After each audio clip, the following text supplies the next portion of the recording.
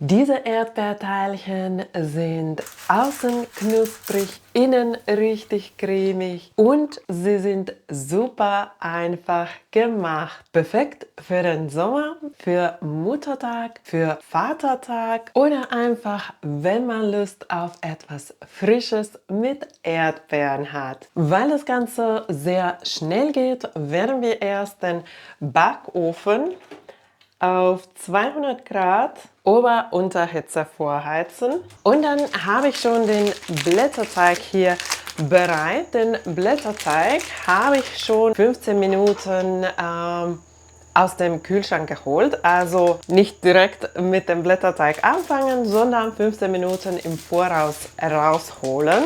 Und dann einmal so übereinander legen und falten.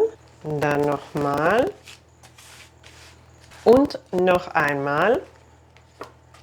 So haben wir dann solche Markierungen auf dem Blätterteig und können es in 8 gleich große Stücke schneiden. Dann habe ich schon hier den Backblech vorbereitet mit Backpapier und die Teilchen kommen jetzt darauf. Es passen 6 Teilchen auf einem Backblech und die anderen 2 habe ich auf ein zweites Backblech gelegt.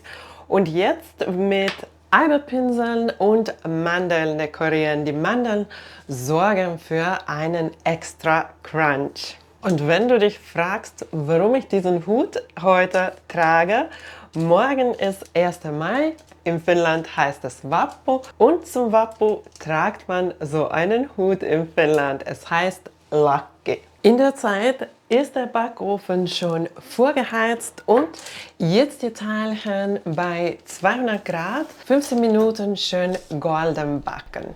Die fertigen Teilchen holst du aus dem Ofen und die lassen wir jetzt erst abkühlen. Und in dieser Zeit wird der Creme zubereitet. Für den Creme habe ich hier 300 Gramm Quark. Dazu gebe ich erst Zucker, also je nach Geschmack 2 bis 3 Esslöffel, eine Teelöffel Vanille und für eine leichte frische Note den Abrieb einer Bio-Zitrone.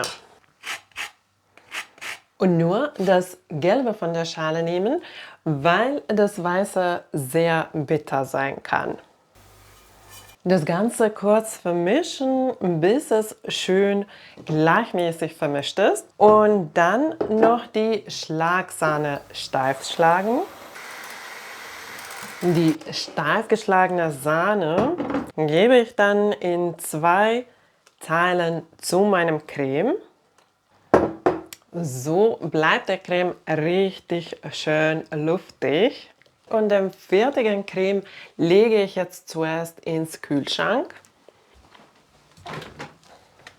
Nur ganz kurz für die Zeit, die ich für die Erdbeeren brauche. Und jetzt werde ich die Erdbeeren noch kleiner schneiden. In dieser Zeit sollen die Teilchen auch schon abgekühlt sein.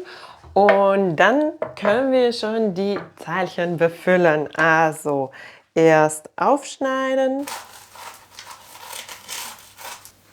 und reichlich mit Creme und Erdbeeren befüllen.